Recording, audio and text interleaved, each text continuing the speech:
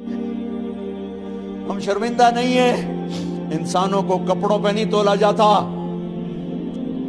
آج کا میرا دیس کا مالدار اتنا فقیر ہو گیا ہے، اتنا چھوٹا ہو گیا ہے کہ وہ اپنا تعارف کروانے کے لیے 50 لاکھ کی گھڑی لیتا ہے، 6 لاکھ کا جوتا لیتا ہے۔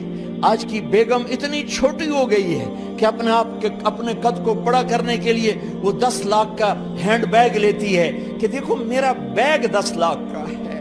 ارے میری بہن، تو 10 ٹکے کی بھی نہیں رہی اگر تو نے بیگ سے اپنے آپ کو بڑا بنایا۔ او میرے دوست، تو 2 ٹکے کا نہیں ہے اگر تو 10 لاکھ کے جوتے اور 50 لاکھ کی گھڑی سے اگر تو بڑا بننا چاہتا ہے۔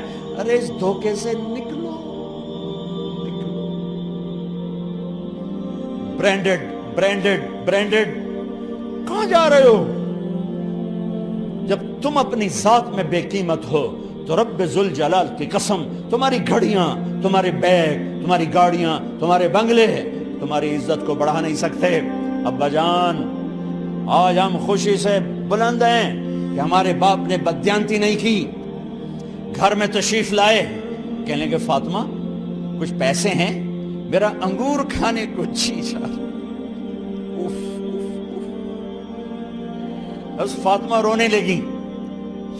فرمایا امیر المومنین، خزانہ تو بھرا پڑا ہے، 1 درہم کا بھی تیرا حق نہیں ہے کہ تو 1 درہم لے کے انگور خرید لے۔ تو تڑپ اٹھے، فاطمہ میں جہنم نہیں برداشت کر سکتا۔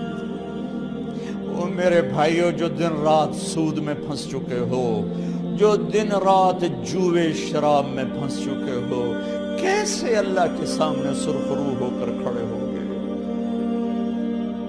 ایک رات گھر میں تشریف لائے، بچیاں، بیٹیاں،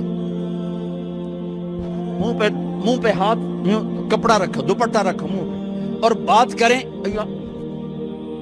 آپ نے پوچھا ارے کیا ہوا تمہیں، یہ منہ پہ کپڑا کیوں رکھتے ہو؟ تو خاموش ہو گئی، لیکن گھر کی خادمہ رو پڑی۔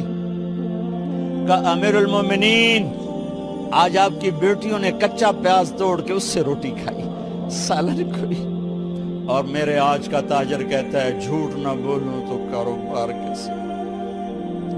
میرا افسر کہتا ہے رشوت نہ لوں تو گزارا کیسے کروں؟ تو عمر بن عبدالعزیز پھس پہ ہچکیوں کے ساتھ روئے کہ میری بچیوں، میں تمہیں بڑے اچھے کھانے کھلا سکتا ہوں پر میں جہنم کی آگ برداشت نہیں کر سکتا۔ بھائیو، اس بندے نے اپنے آپ کو ذبح کر دی، اللہ کو راضی کرنے کے لیے ذبح کر دی، اپنے ذات کو، اپنے جذبات کو، اپنے احساسات کو۔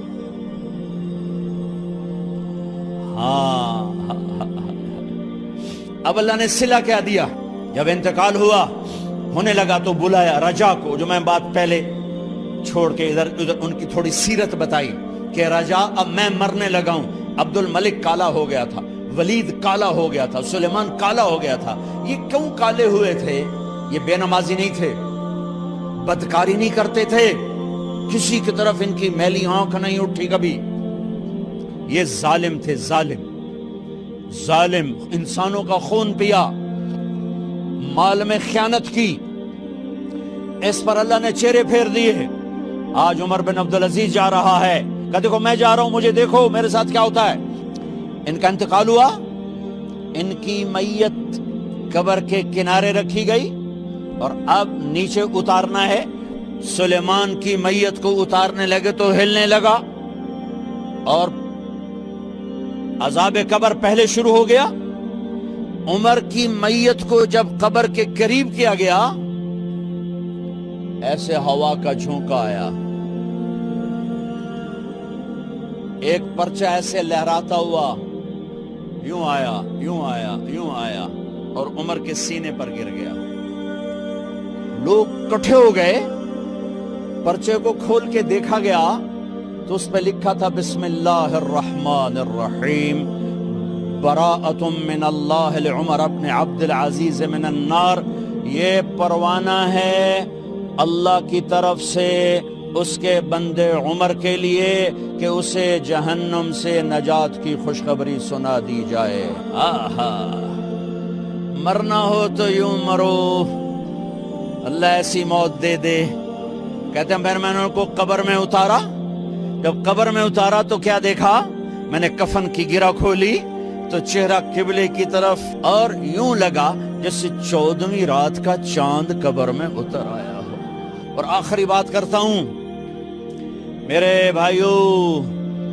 بھائیوں بہنوں، اپنے اللہ سے صلح کر